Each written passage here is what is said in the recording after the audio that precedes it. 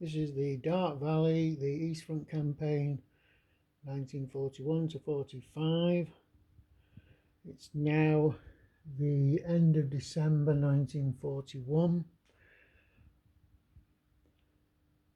Situation as it stands up in the north, the Soviets have retreated to a more defensible position, so they've abandoned the Baltic states and building a solid front there. They've got an HQ there, which admittedly HQs aren't that useful at this particular moment, even though Stavka would be down here if we had time to build any reserves, which we haven't done at the moment. The line going south of this lake here is pretty weak on the point of the Soviets. I think the Axis got far too many troops in that area, and they need to pull troops into the central front.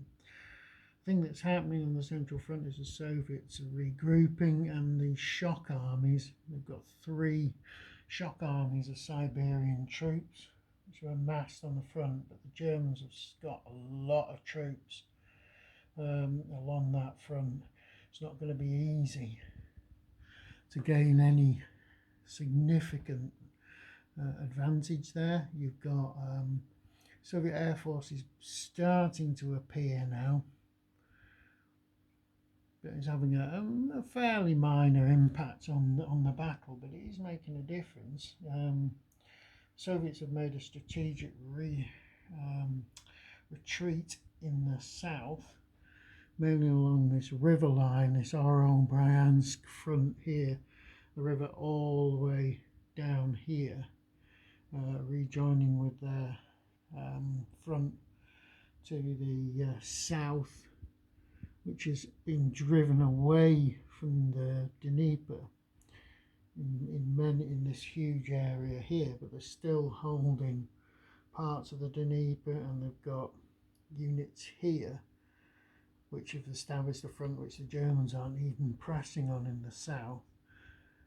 They still control the gateway into the Crimea. So all in all, if this was Barbarossa, it's not the end of the Barbarossa. Barbarossa victory conditions were established at turn 9, but I've got to be honest, the Germans have lost this historically with a narrow Soviet victory, but we're not going to be playing, we're not playing the Barbarossa scenario, we're playing all the way on to the end of the war. So things aren't looking good for Germany. The Soviet colossus is gradually going to take form here. It's going to get stronger and stronger as time goes on. There's still opportunities for Germany to fight onwards, but it's very difficult for them to conduct offensive activity in this first winter turn because they've got a lot of special rules against them. Also, German offensive capability has been reducing gradually. They're not getting any replacements, for one. They've lost 2 of their air fleets, which is a really major problem. But the winter weather also means that if the air fleets do get up, they're grounded for the rest of the term after any mission result, regardless of what the result is. The winter conditions make it almost impossible for Germany to actually launch any sort of offensives, because you have to be within 1 hex of a city that's also in supply to be in supply for offensive activities.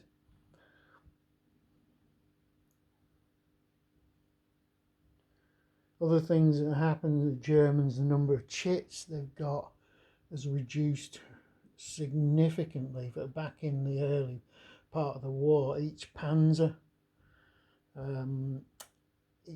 Corps had at least 1 chit and a couple of them had 2 chits.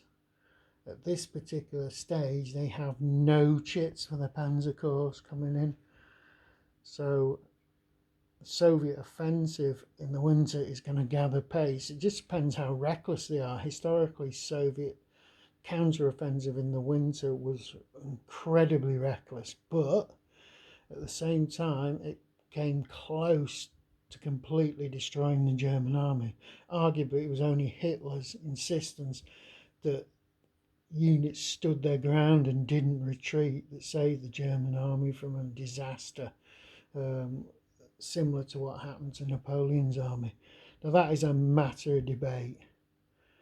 In terms of historical situation, I think the Germans blamed the snow for the fact they never reached Moscow. To be quite honest, I think they'd shot the bolt.